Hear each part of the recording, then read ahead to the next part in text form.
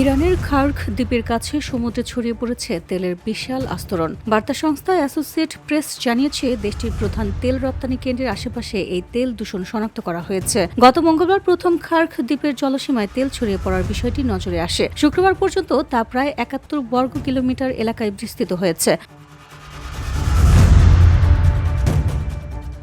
তবে ঠিক কী কারণে এই বিশাল তেলের আস্তরণ তৈরি হয়েছে তা এখনও স্পষ্ট নয়। সামরিক কোনো অভিযানের সঙ্গে এর সম্পর্ক আছে কিনা সে বিষয়েও আনুষ্ঠানিকভাবে কোনো কিছু জানানো হয়নি। এদিকে সম্প্রতি ইরানের নৌযান ও উপকূলীয় লক্ষ্যবস্তুতে যুক্তরাষ্ট্রের হামলার পর পরিস্থিতি আরও উত্তপ্ত হয়ে ওঠে। মার্কিন প্রতিরক্ষা দপ্তর এ বিষয়ে সরাসরি কোনো মন্তব্য করতে রাজি হয়নি।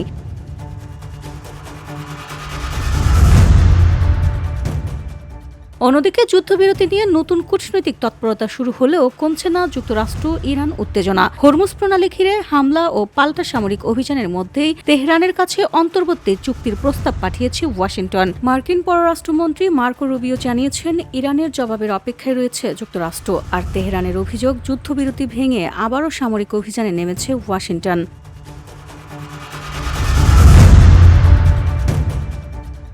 VOD Bangla news desk.